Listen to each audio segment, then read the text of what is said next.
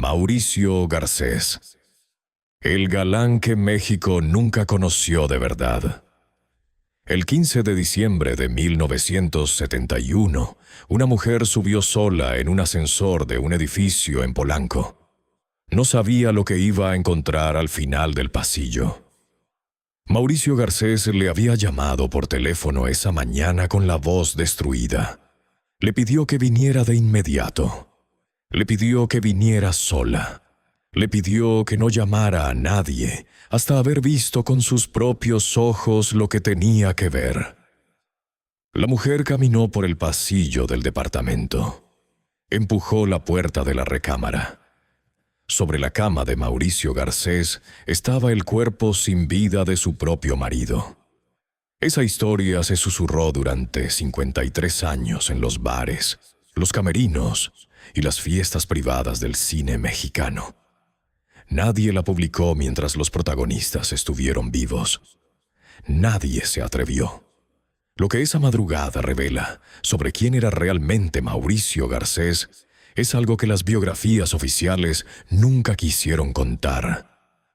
Y cuando entiendas todo lo que hay detrás, la imagen del galán más famoso de México se rompe por completo. Antes de continuar, una cosa. Si crees que historias como esta merecen ser contadas con honestidad, suscríbete ahora mismo. Dale like si llegaste buscando algo más que los titulares de siempre. Y déjame un comentario con esto. ¿Recuerdas alguna película de Mauricio Garcés? ¿Cuál se te viene a la mente primero? Quiero leer tu respuesta. Estas conversaciones son las que hacen que valga la pena seguir contando. Empecemos desde el principio. Todo lo que le pasó a Mauricio Garcés en la vida pública tiene una raíz que muy pocos han rastreado hasta su origen. Una cocina en Tampico, Tamaulipas. Una madre y un niño al que le dijeron desde pequeño que era diferente a todos los demás. Mauricio Férez Yazbek nació el 16 de diciembre de 1926 en el puerto de Tampico. Sus padres habían llegado del Líbano huyendo de la pobreza, como tantos otros inmigrantes de esa generación. Apellido extraño, acento extraño, familia que luchaba. La madre cargaba el peso emocional de todos los hijos. Pero entre todos los hijos había uno al que miraba de un modo distinto. A Mauricio lo educó como si fuera un pequeño rey. Lo vestía con cuidado obsesivo. Lo peinaba con la raya impecable. Cada mañana lo llevaba a misa sentado a su lado en la fila de adelante, no en la fila de los niños. Le hablaba en susurro sobre lo que iba a hacer de mayor. Le decía mirándolo a los ojos que los demás del mundo serían personas comunes y él haría otra cosa. Que tenía algo distinto que solo ella sabía reconocer. Era un secreto entre los dos, susurrado en la cocina antes de que el mundo lo escuchara. Cuando alguien le preguntaba a la madre por su hijo favorito, respondía con una frase que Mauricio repetiría décadas después en una entrevista de televisión, ya viejo, ya enfermo, a medio camino entre la nostalgia y el resentimiento. Su madre decía que los demás eran sus hijos. Mauricio era su vida. Una frase así, dicha a un niño de 6 o 7 años, deja huellas que después se confunden con la personalidad. Ese niño aprende a buscar esa misma intensidad en cada relación posterior. Y nunca la encuentra, porque nadie en el mundo puede sostener esa promesa que una madre le susurró en la cocina. Un primo lejano lo recordó en una entrevista pequeña de una radio local de Tamaulipas que casi nadie escuchó. Dijo que entre Mauricio y su madre había una frontera invisible que ninguna otra persona en el mundo logró cruzar nunca. Ni el padre mientras vivió, ni los hermanos, ni más tarde ningún amigo, ningún colega, nadie. Cuando el padre murió durante la juventud de Mauricio, la dinámica de la casa se cerró por completo en torno al hijo varón. Tenía 18 años, y desde ese día hasta que ella murió, 4 décadas después, no hubo otro hombre con derecho a entrar de verdad en esa casa. Ese niño aprendió en aquella cocina algo que le costaría todo 40 años después. La familia se mudó a la Ciudad de México cuando Mauricio era adolescente, y ahí empezó la transformación. Descubrió el cine, iba a las salas oscuras del centro histórico 4 o 5 veces por semana. Se sentaba en la fila del medio, se quedaba a las funciones dobles, veía las películas 2 veces seguidas, y se enamoró de 3 hombres que no existían: Clark Gable, Gary Cooper y Cary Grant. 3 galanes anglosajones cuyos nombres empezaban con la misma letra. La G. Mauricio se obsesionó con esa letra. Probó variantes en una libreta hasta que encontró uno que sonaba español, cinematográfico, aristocrático: Garcés. El día que firmó su primer contrato con ese apellido nuevo, Mauricio Ferencváros Beck desapareció. Mauricio Garcés ocupó su lugar. Pero cambiar el apellido no cambia lo que un niño aprendió en la cocina de su casa. Un hombre con 2 nombres ya empezó dividido. Su carrera arrancó a finales de los años 40, con papeles pequeños. Aparecía 2 minutos, decía 3 frases, cobraba poco. Pero el público empezó a notar algo en ese muchacho moreno, alto, con voz grave y modales europeos. En 1967, con 40 años cumplidos, se convirtió en un fenómeno con Don Juan 67. Una comedia sobre un seductor maduro que conquistaba a mujeres más jóvenes con una facilidad casi mágica. El éxito fue brutal. Después vinieron El matrimonio es como el demonio, Click, Fotógrafo de modelos, Departamento de soltero, Modisto de señoras, El sinvergüenza. Cada película era una variación del mismo personaje. Un hombre soltero, elegante, irresistible. Las películas construyeron en la cabeza del público mexicano una idea muy concreta. Mauricio Garcés era ese hombre, el Don Juan, el seductor sin edad, el que nunca dormía solo. Para 1970, cobraba más por película que ningún otro actor de comedia en México. Pero en cuanto se apagaban las cámaras, el hombre que volvía a su casa tenía muy poco que ver con ese personaje. Y eso lo sabían muy pocas personas. Mauricio Garcés en su vida real era tímido y reservado, casi monástico. Vivía en un departamento ordenado hasta el detalle obsesivo, sin rastros de las fiestas que las revistas anunciaban con titulares enormes y que en realidad nunca habían ocurrido. Comía a horas fijas. Leía mucho, escuchaba ópera por las tardes. Y nunca, en toda su vida pública, se le conoció una novia, ni una. Las revistas lo intentaron todo, lo seguían a los estrenos. Le tendían trampas con actrices en eventos, le inventaban romances con sus coprotagonistas. Pero ninguno de esos romances duró más allá de la semana de promoción de la película. Y la pregunta que se decía ya en voz alta, en bares, en camerinos, en fiestas privadas y en pasillos de televisión, era siempre la misma. ¿Por qué el galán más deseado de México volvía cada noche a un departamento donde no lo esperaba nadie más que su madre? En 1959, cuando Mauricio tenía 32 años, la prensa de espectáculos explotó con una noticia. Mauricio Garcés se había casado con Elsa Aguirre, una de las actrices más bellas y elegantes de la época. Solo había un detalle. El matrimonio nunca existió.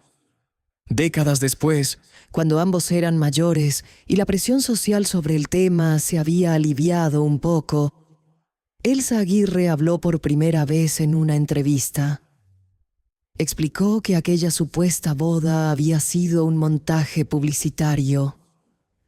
Una idea de agentes y productores para acallar los rumores que ya empezaban a hacer ruido sobre Mauricio. Habían posado para la prensa, habían dejado que se publicaran las fotos, pero entre ellos jamás hubo absolutamente nada. Ninguna cena privada, ningún beso, ningún amago de relación. Era todo, dijo Elsa Aguirre usando esa misma palabra. Una ficción para taparle algo a Mauricio. Cuando terminó la sesión de fotos, Mauricio se acercó a Elsa, le tomó la mano educadamente y le susurró algo que ella reprodujo años después con la voz quebrada. Le dijo gracias. Le dijo que en otra vida le habría encantado casarse con ella de verdad, pero que no podía, en singular, sin explicar nada más. Elsa Aguirre nunca olvidó esa frase. La cargó durante décadas. ¿Qué se tapa con un matrimonio falso en el México de 1959? ¿Qué se tapa con tanto cuidado, tanto dinero invertido, tantos periodistas comprados? En el México de esa época, ser homosexual significaba mucho más que un asunto íntimo. Significaba un problema penal en muchos estados, una condena social automática y el final de una carrera artística antes incluso de empezarla. Si la prensa o el público lo sabía, todo se evaporaba en menos de una semana. Las productoras dejaban de contratarlo. Las revistas dejaban de poner su cara en la portada. Y las autoridades municipales podían usar las leyes de moralidad pública para detener al señalado durante días sin cargos formales. Era un sistema diseñado para producir silencio. Y había alguien protegiéndolo desde muy arriba. A mediados de los años 60, una revista de espectáculos preparaba una nota sobre los grandes solteros del cine mexicano. La nota incluía un párrafo concreto sobre Mauricio, que mencionaba con nombres y apellidos a algunos de sus amigos varones más cercanos. La nota llegó al cierre. Estaba lista para entrar a imprenta el martes a las 6 de la tarde. El lunes por la mañana, el director general de la revista recibió una llamada en su oficina.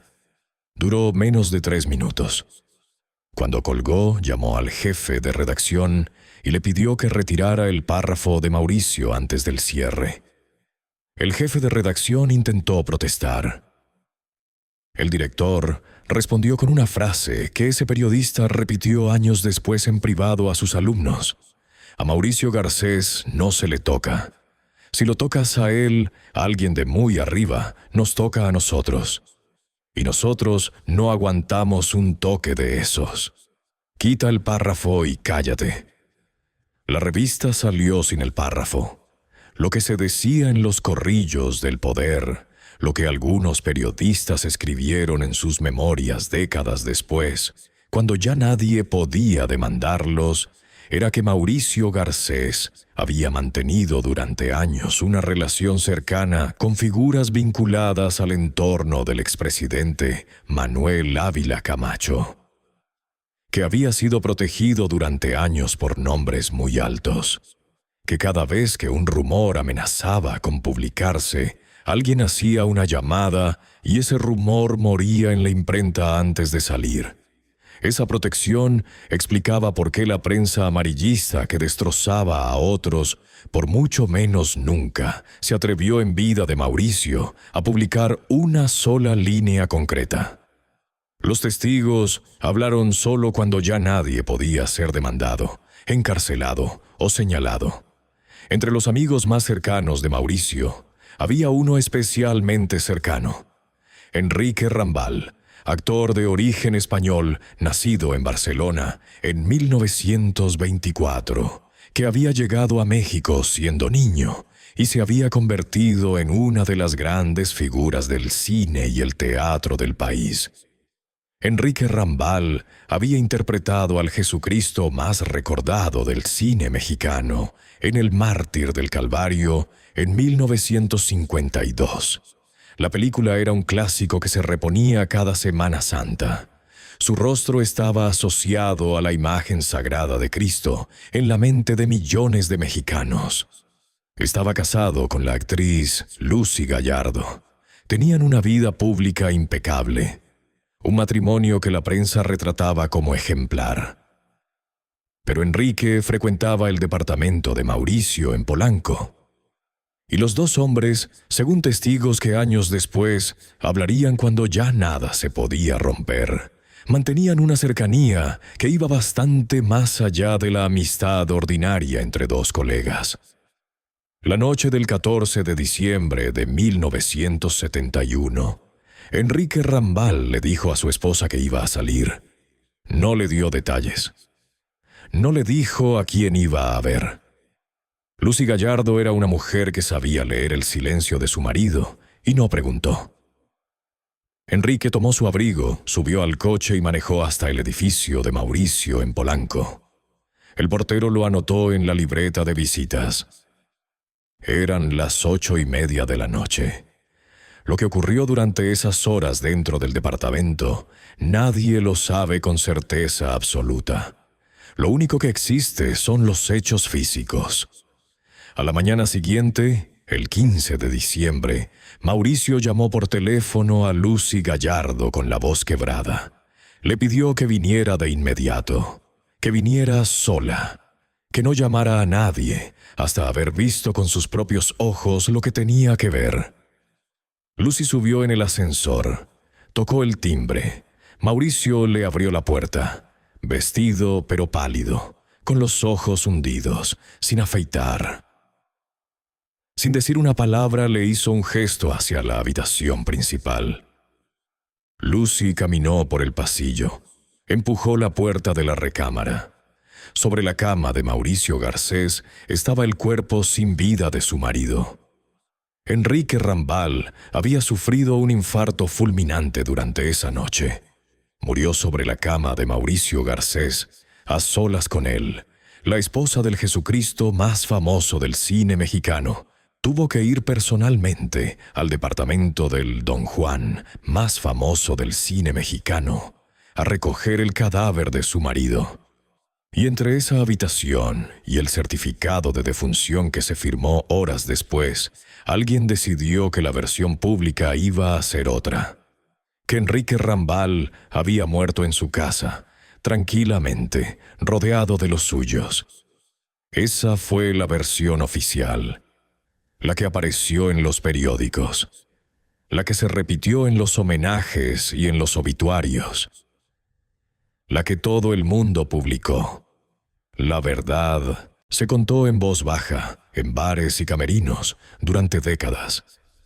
Y nadie la publicó en una primera plana, mientras los protagonistas estuvieron vivos. Lucy Gallardo era una mujer brillante, lúcida, una actriz que había trabajado en cine y televisión durante décadas. Tenía amigas íntimas, tenía periodistas cercanos, y nunca dijo una sola palabra en público sobre el 15 de diciembre de 1971. La pregunta que casi nadie se hizo en voz alta durante décadas tiene una respuesta que cambia todo lo que se cree saber sobre este caso. El testamento de Enrique Rambal era complejo. Propiedades en México y en España. Derechos sobre películas todavía en circulación. Y entre todas esas cláusulas, había una que Lucy solo descubrió cuando se sentó frente al notario meses después del entierro. Una cláusula vinculaba parte importante de la herencia al cumplimiento de un acuerdo previo de discreción. No nombraba a nadie, no mencionaba ningún episodio, pero existía. Los abogados le explicaron a Lucy, con palabras cuidadas pero claras, que cualquier comentario público que pudiera dañar la reputación del difunto podía interpretarse como un incumplimiento de esa voluntad. Si hablaba, perdía gran parte del dinero que su esposo le había dejado. Tenía 2 hijos pequeños, tenía gastos de vida. No habló nunca. Esa cláusula no era inocente. Alguien la había redactado pensando exactamente en esa habitación, en esa cama, en esa madrugada. Alguien, antes incluso de que Enrique muriera, ya estaba previendo la posibilidad de que muriera en una circunstancia que no se podía contar públicamente. Y blindó por adelantado a la viuda con una amenaza económica que la dejaba sin opciones reales. La cama de Mauricio no sorprendió a nadie del entorno cercano. Formaba parte de un patrón de años que se había previsto y blindado con anticipación quirúrgica. A partir de aquella mañana de diciembre de 1971, Mauricio Garcés cambió. Se rompió por dentro de un modo que solo se nota cuando alguien que conoces de cerca empieza a apagarse despacio. Sus colegas de filmación lo notaron. El hombre que antes llegaba al set con energía, con bromas, con esa elegancia de galán natural, empezó a retraerse. Hablaba menos, reía menos, llegaba puntual y se iba puntual. No iba a las cenas posteriores ni a las giras promocionales. Las películas que protagonizó después fueron progresivamente menos importantes. El Sinvergüenza, estrenada ese mismo año, fue uno de sus últimos grandes éxitos. Después vinieron papeles cada vez más pequeños, cada vez con menos brillo. La única persona en el mundo que conocía absolutamente todo de él, sin máscaras, sin secreto que esconder, era su madre. Y su madre estaba envejeciendo. Mauricio vivió con ella toda su vida adulta. Cuando los productores le organizaban viajes, negociaba las fechas para no dejarla sola más de cierto número de días. Cuando los reporteros lo perseguían para hacer entrevistas en su casa, los recibía en el salón y nunca permitía que pasaran a otras habitaciones. Su madre nunca lo llamaba Garcés. Para ella siempre fue Mauricio Férez Schasbeck, el nombre verdadero, el de Tampico, el de la cocina, el que el público no conocía. A finales de los años 70, esa madre empezó a apagarse. La salud le falló por etapas. Mauricio canceló viajes, rechazó papeles, reorganizó la vida entera para estar al lado de la cama. Cuando ella murió, lo que ocurrió en su vida fue algo parecido a un derrumbe lento. Las personas que lo trataron en esos meses cuentan que se encerró durante semanas, que no contestaba el teléfono, que cuando alguien lograba verlo, tenía la mirada perdida y las manos temblándole un poco con el cigarro entre los dedos. Mauricio Garcés, el galán de México, se había quedado huérfano de la única mujer que de verdad lo había amado. A mediados de los años 80, Mauricio Garcés ya no era una estrella. Hacía películas pequeñas, aceptaba papeles que 10 años antes habría rechazado por dignidad profesional. Dos hábitos lo estaban destruyendo. El primero era el tabaco, cajetillas enteras al día. 3, 4, a veces 5.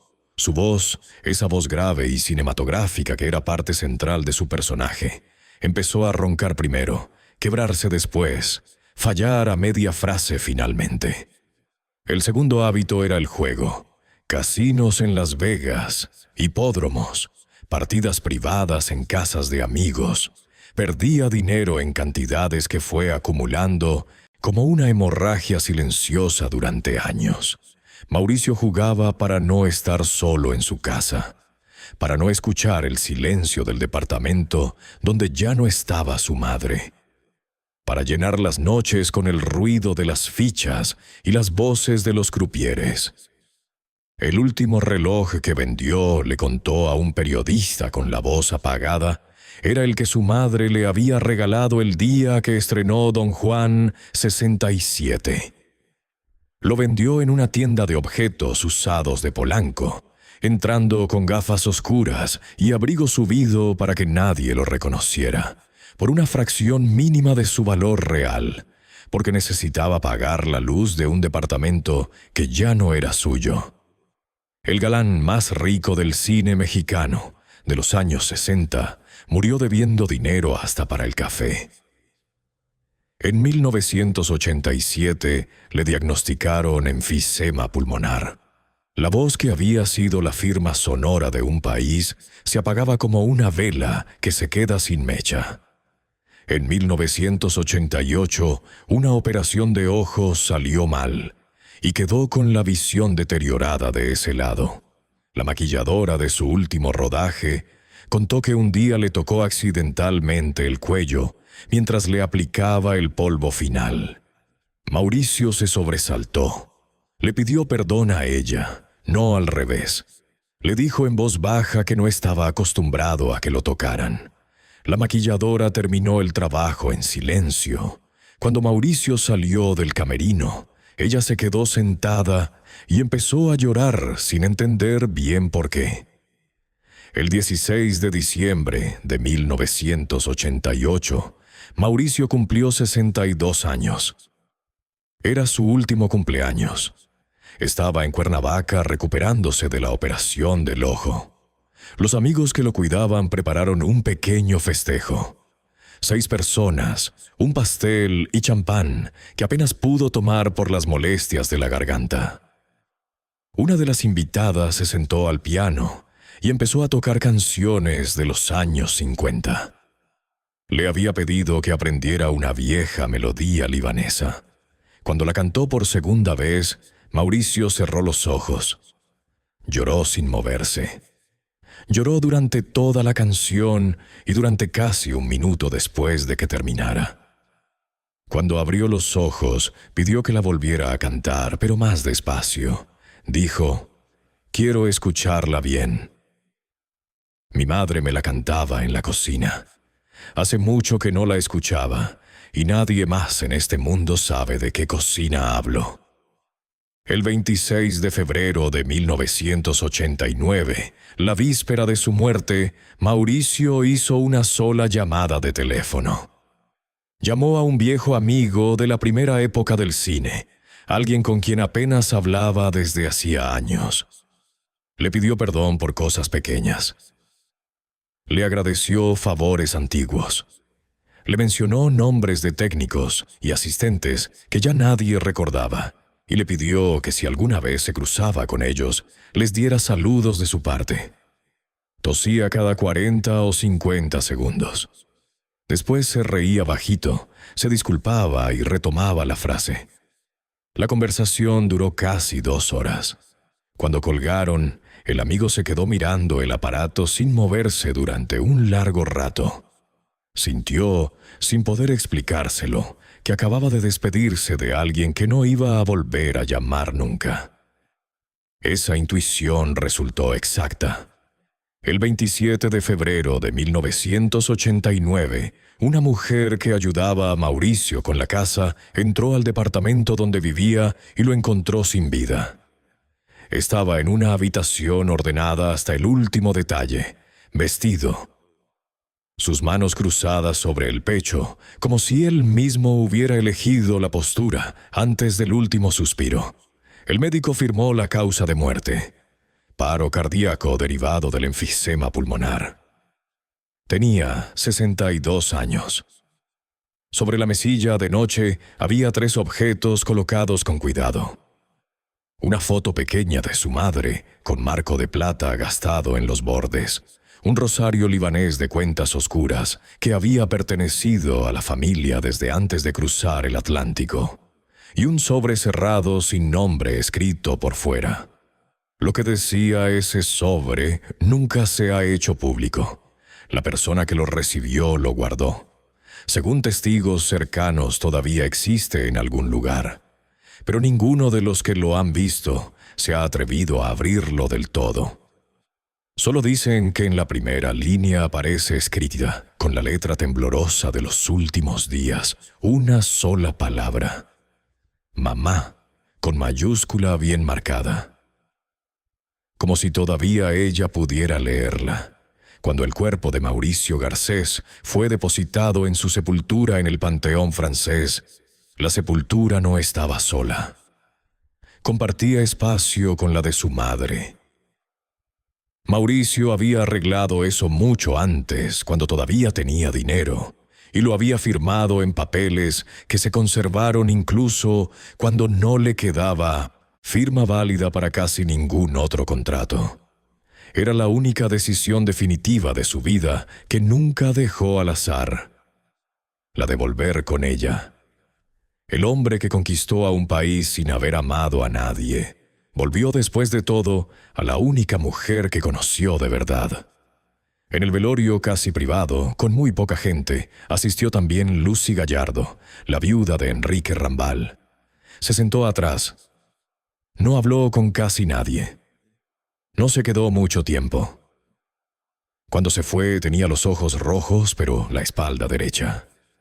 Llevaba con dignidad un pacto que había aguantado 17 años y que iba a aguantar todavía más. Lucy Gallardo murió muchos años después, sin haber dicho nunca una palabra en público sobre el 15 de diciembre de 1971. Lo que vio se lo llevó, por respeto, por miedo, por contrato, por amor a su esposo, por todas las razones que solo ella supo. 3 tumbas, 3 silencios, 3 nombres. Y entre las 3 lápidas, una historia que México llevó 53 años decidiendo si merecía contarse. Hay un último detalle. Sobre la lápida compartida de Mauricio y su madre, alguien dejó durante años flores frescas cada 15 días. Sin tarjeta, sin mensaje. Solo flores blancas, siempre del mismo color, dejadas en silencio antes del amanecer. Quien las llevaba nunca quiso identificarse. Cuando las flores dejaron de aparecer, los empleados del cementerio supusieron que la persona que las traía también había muerto. Una historia entera que cabía en un gesto de 15 en 15 días, sin nombre, sin foto, sin reclamo público. Un acompañamiento silencioso que duró más que la fama del galán que dormía debajo y que decía, sin palabras, todo lo que las biografías oficiales nunca consiguieron decir sobre quién había amado de verdad a Mauricio Garcés en este mundo. Lo que verdaderamente apagó a Mauricio Garcés no fue el enfisema. Eso es lo que dijo el certificado. Lo que lo apagó fue el peso acumulado de 40 años cargando un secreto que la sociedad mexicana de su tiempo no le permitía decir en voz alta. Una época que mataba lentamente a las personas, obligándolas a fingir. Y Mauricio fingió mejor que casi nadie. Fingió también que generaciones enteras siguen creyendo que era ese don Juan ligero y feliz, que vivía bebiendo champán con mujeres bellas en departamentos modernos, cuando la verdad estaba mucho más cerca de otra escena. La de un hombre solo, en una habitación ordenada, fumando un cigarro detrás de otro, escuchando la radio bajita, esperando que su madre, que ya no estaba, volviera a llamarlo desde la cocina por su nombre verdadero. Mauricio. No Garcés. Mauricio. 4 poderes lo aplastaron. La industria le quitó el derecho a presentarse como era. La sociedad le quitó el derecho a presentarse en público con quien quisiera. La política le quitó el derecho a contar su propia versión de los hechos. Y la madre, sin saberlo, sin querer hacerle daño, le quitó la capacidad de empezar otra vida con otra persona, en otra cama, con otro proyecto. Cuando un niño aprende a los 6 años que él es la vida entera de alguien, ese niño no aprende después a ser un fragmento manejable de la vida de cualquier otro. Aprende a estar solo o a desaparecer. Mauricio aprendió a estar solo, y lo hizo con tanta elegancia que durante medio siglo el país entero pensó que estaba acompañado por todas las mujeres del mundo. Le tocó nacer 40 años antes de poder ser feliz, y eso es lo que más duele de esta historia. El secreto duele, el silencio duele más. Pero lo que de verdad rompe por dentro es saber que en otra época, con otras leyes, con otras palabras posibles para definirse, este hombre habría podido vivir sin doblarse en 2 hasta el último día. No lo tuvo. Si esta historia te tocó, si cambia la manera en que vas a recordar al galán de las comedias mexicanas, hay 3 cosas que puedes hacer ahora mismo. Suscríbete para que estas historias lleguen a más personas. Dale like si crees que la verdad merece ser contada completa. Y déjame un comentario con esto. ¿Crees que México estaba listo para conocer a Mauricio Garcés de verdad? ¿O era imposible en esa época? Quiero leer lo que piensas.